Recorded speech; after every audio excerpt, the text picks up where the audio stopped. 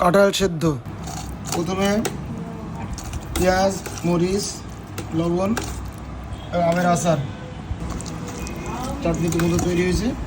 এর সাথে এটা কাঁঠাল সিদ্ধ, এই কাঁঠাল সিদ্ধ করেছি। আসলে ছোটোবেলায় গ্রামের কথা মনে পড়ে যাচ্ছে।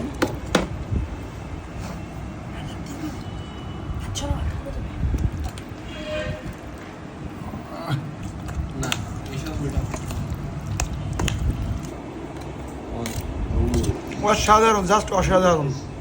রান্নার ইনগ্রিডিয়েন্ট বলি আপনাদেরকে একটু বলি। প্রথমে কড়াইয়ে তেল, আমি যদিও সরিষার তেল দিয়ে রান্না করেছি, তেল পরিমাণ মতো।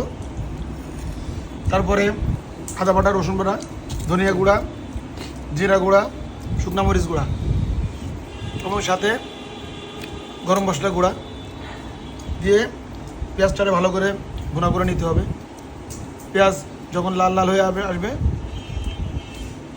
পেঁয়াজ কুচি আর কি, তখন আমরা কাঁঠালটা দিয়ে দিব। দিয়ে একটু পানি বেশি দিতে হবে। ব্যাস, দ্যাটস অল। রান্নার রাখ দিয়ে হালকা একটু জিরা গুঁড়া দিয়ে নামায় নিলেই হয়ে যাবে। এর পরবর্তীতে পেঁয়াজ কুচি, শুকনো মরিচ ভাজা, সাথে লবণ এবং সরিষার তেল। আমরা যদিও আমের আচার ইউজ করেছি এবং আমের আচারের তেলটা ইউজ করেছি, আপনার সরিষার তেল দিয়ে ইউজ করলে হবে। সুস্বাদু কাঁঠাল সিদ্ধ, যেটা আমরা ছোটোবেলায় গ্রামে খেতাম এই সময়ে। অসাধারণ টেস্ট, অসাধারণ স্বাদ। আপনারা সবাই বাসায় ট্রাই করবেন।